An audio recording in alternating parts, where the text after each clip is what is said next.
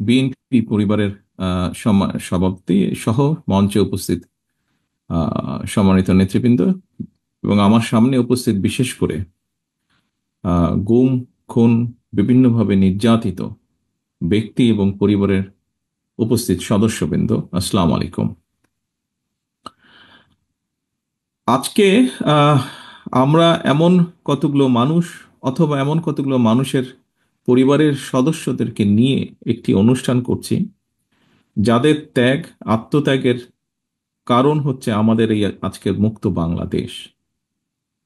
বিগত 16-17 বছর যেই পরিবারগুলো বিভিন্নভাবে আত্মত্যাগ করেছেন, বিভিন্ন সদস্য নির্যাতিত হয়েছেন বা সদস্যদেরকে হারিয়েছেন, এখানে উপস্থিত এমনও ব্যক্তি আছেন যারা নিজেরা পর্যন্ত নির্যাতিত হয়েছেন, গুমের শিকার হয়েছেন।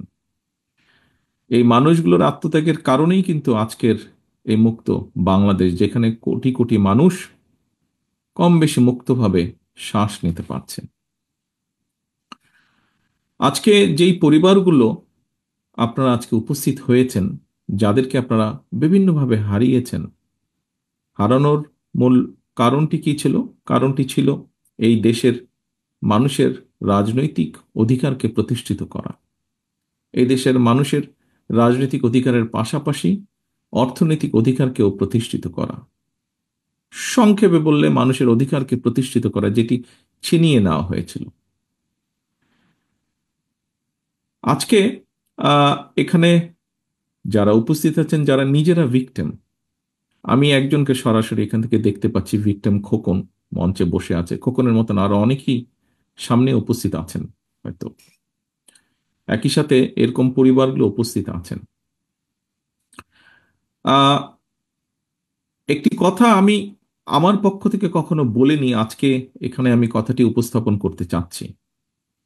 যারা এখানে গুমের শিকার হয়েছিলেন, ব্যক্তি বা পরিবারের সদস্য যারা আছেন, আহ, আপনাদের সাথে সবসময় আমি একত্ব প্রকাশ করি, কারণ আমি কিন্তু আপনাদেরই, আমি এবং আমার ভাই, যে ছোট ভাইটিকে আমি হারিয়েছি, আমরা উভয় ভাই কিন্তু আপনাদেরই অংশ, যারা গুম হয়েছেন, গুমের নির্যাতিত হয়েছেন, গুমের শিকার হয়েছেন। কিছুদিন আগে আমি হুম্মম কাদেরের সাথে কথা বলছিলাম, ও এসেছিল আমার সাথে একটি বিষয় আলাপ করার জন্য। আমরা কয়েকদিন আগে দেখেছি যে আহ, আয়নাঘর নামক যেই জায়গাটি তৈরি করা হয়েছিল, সেই জায়গাটাতে বর্তমান অন্তর্বর্তীকালীন সরকার প্রধান সহ অন্যরা গিয়েছিল, সেখানে হুম্মাম কাদেরও ছিল। সেখান থেকে আসার পরে হুম্মাম আমাকে কিছু বিষয় বলছিল। তখন হুম্মাম আমাকে বলল যে, ভাইয়া, আপনাকে যেই ঘরে রাখা হয়েছিল, আমাকেও সেই একই ঘরে রাখা হয়েছিল। এখানে অনেকেই আমরা আছি যারা আমরা আয়না ঘর থেকে ঘুরে এসেছি। অনেকেই আমরা আছি যারা আমরা আয়না ঘরে অত্যাচারিত হয়েছি। এখানে অনেকেই আছেন যাদের স্বজনেরা আয়না ঘরে গিয়েছেন, আয়না ঘরে অত্যাচারিত হয়েছেন। কেউ হয়তো ফিরে এসেছেন, কেউ হয়তো ফিরে আসেননি। একজন রাজনৈতিক কর্মী হিসাবে, একটি রাজনৈতিক দলের সদস্য হিসাবে, স্বাভাবিকভাবেই আমাদের প্রত্যাশা যে একটি জনগণের যেই প্রত্যাশা, সেইভাবে রাজনৈতিক দল হিসাবে আমাদেরও প্রত্যাশা যে সামনে একটি সুষ্ঠু নিরপেক্ষ নির্বাচন অনুষ্ঠিত হবে। নিরপেক্ষ নির্বাচনের মাধ্যমে বাংলাদেশের জনগণ তাদের সরকারকে বা কারা সরকার গঠন করবে সেই সিদ্ধান্ত তারা দেবেন বাংলাদেশের জনগণ।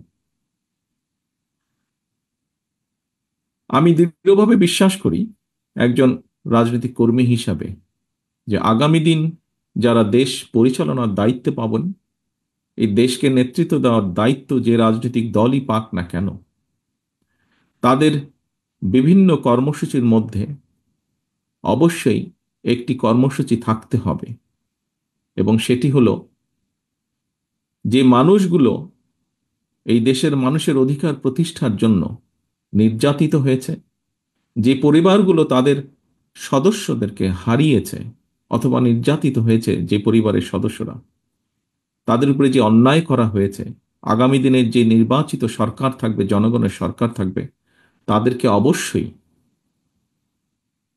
এই অন্যায়ের যে হয়েছে সেই অন্যায়ের বিচারগুলো করতে হবে। যে কোনো মূল্যে সুষ্ঠুভাবে এই বিচার হতে হবে। কারণ আমরা যদি অন্যায়ের আগামী দিনে আমরা যদি অন্যায়ের বিচারগুলো করতে না পারি, অন্যায়ের সঠিক সুষ্ঠু বিচার যদি না হয়, হয়তোবা দেশে আবারও অন্যায় সংগঠিত হতে পারে। বিচার হওয়ার মাধ্যমে যারা ক্ষতিগ্রস্ত হয়েছেন তাদেরকে ন্যায্য বিচার দেওয়ার মাধ্যমে সমগ্র দেশের কাছে, দেশের মানুষের সামনে এটি প্রতিষ্ঠিত করা খুবই জরুরি যে অন্যায়কারী অন্যায়কারী, এবং যে অন্যায় করবে, ন্যায়ের বিরুদ্ধে যে যাবে, তাদেরকে দেশের আইন অনুযায়ী অবশ্যই শাস্তির সম্মুখীন হতে হবে।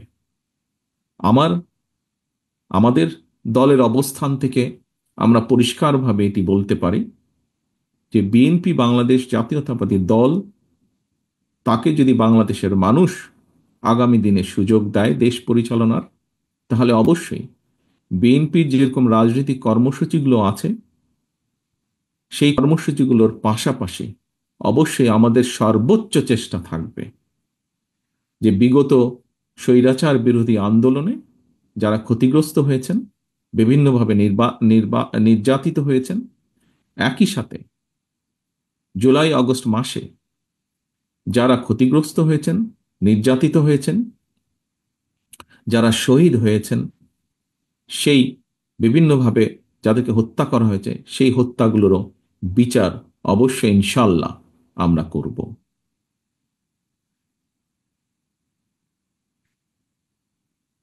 সামনে উপস্থিত শহীদ পরিবারের সদস্যবৃন্দ, উপস্থিত নির্যাতিত ব্যক্তিবর্গ, আপনাদেরকে আমি আজকের এই ইফতার মাহফিলে একটি অনুরোধ বা আহ্বান রাখতে চাই আপনাদের কাছে। আপনারা দয়া করে হতাশ হবেন না, আশা রাখবেন। আমরা এতটুকু যখন এসেছি, ইনশাল্লাহ আমরা সামনের পথটুকু পাড়ি দিতে সক্ষম হব। আমরা যদি সকলে ঐক্যবদ্ধ থাকি, আমরা যদি সকলে অন্যায়ের বিরুদ্ধে সোচ্চার থাকি, অবশ্যই আমরা সক্ষম হব এই অন্যায়ের বিচার করতে। এবং আমি মনে করি, দৃঢ়ভাবে আমি বিশ্বাস করি, বাংলাদেশের গণতন্ত্রের পক্ষের যতগুলো রাজনৈতিক দল আছে, সবগুলো দল, আমি দৃঢ়ভাবে বিশ্বাস করি, এর সাথে দ্বিমত পোষণ করবেন না। সকলে নিশ্চয়ই এই যেই কয়েকটি বেসিক ব্যাপার আছে বাংলাদেশের: গণতন্ত্র, গণতন্ত্র রক্ষা, মানুষের বাক ব্যক্তি স্বাধীনতা এবং নির্যাতিত ব্যক্তিবর্গের প্রতি ন্যায় বিচার করা, এরকম যে বিষয়গুলো আছে, আমরা সকল গণতন্ত্রের পক্ষের সকল রাজনৈতিক দলগুলো আমরা নিশ্চয়ই এই ব্যাপারে ঐক্যবদ্ধ থাকব। এই ব্যাপারে নিশ্চয়ই আমাদের মধ্যে কোনো দ্বিমত থাকবে না। পরিশেষে আমি আবারও গুম খুনের শিকার নির্যাতিত ব্যক্তিবর্গ এবং যে পরিবারগুলো আছেন, পরিবারের সদস্যরা আছেন, তাদের সকলকে আন্তরিকভাবে শুভেচ্ছা জানাচ্ছি আজকে এখানে উপস্থিত হওয়ার জন্য। যারা নির্যাতিত হয়ে অসুস্থ আছেন, তাদেরকে বিভিন্নভাবে ক্ষতিগ্রস্ত হয়েছেন, তাদেরকে আল্লাহ যেন দ্রুত সুস্থতা দেন, এবং একই সাথে যাদেরকে আমরা হারিয়েছি তাদেরকে যাতে আল্লাহ বেহেশত নসিব করেন।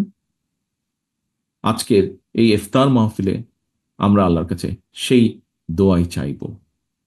সামগ্রিকভাবে আল্লাহর কাছে আমরা সেই রহমতই চাইব, যে মানুষগুলোকে আমরা হারিয়েছি, যে মানুষগুলো বাংলাদেশের মানুষের অধিকার প্রতিষ্ঠার জন্য নির্যাতিত হয়েছেন, তারা যেই আকাঙ্ক্ষা নিয়ে, যেই প্রত্যাশা নিয়ে দেশের জন্য, দেশের মানুষের জন্য যুদ্ধ করেছেন, আন্দোলন সংগ্রাম করেছেন, তাদের সেই প্রত্যাশা যাতে আমরা যারা আছি সকলে মিলে আমরা যেন তাদের সেই প্রত্যাশাগুলো পূরণ করতে পারি, সেই রহমত যেন আল্লাহ আমাদেরকে দেন। আমি পরিশেষে বিএনপি পরিবার পরিবারকে আন্তরিকভাবে ধন্যবাদ জানাতে চাই। তারা যেভাবে চেষ্টা করেছেন তাদের সীমাবদ্ধতার মধ্যে থেকে এই পরিবারগুলোর পাশে গিয়ে দাঁড়ানোর জন্য যে প্রচেষ্টা, যে উদ্যোগ তারা গ্রহণ করেছেন, আমরা বিএনপি পরিবারের প্রত্যেকটি সদস্যকে আমি সে কারণে আন্তরিকভাবে ধন্যবাদ জানাতে চাই। সকলে সুস্থ থাকবেন, সকলে ভালো থাকবেন। আসুন আমরা মনের মধ্যে আমরা দৃঢ়ভাবে ধারণ করি, প্রত্যাশা রাখি, ইনশাল্লাহ যে প্রত্যাশিত বাংলাদেশ আমরা গড়তে চাইছি আগামী দিনে, যেন আমরা সেই প্রত্যাশিত বাংলাদেশকে গড়ে তুলতে সক্ষম হই। সেই শপথ রেখে, সেই প্রত্যাশা রেখে আমার বক্তব্য আমি শেষ করছি। আল্লাহ হাফেজ। বাংলাদেশ জিন্দাবাদ। বাংলাদেশ জাতীয়তাবাদী দল জিন্দাবাদ। আসসালামু আলাইকুম।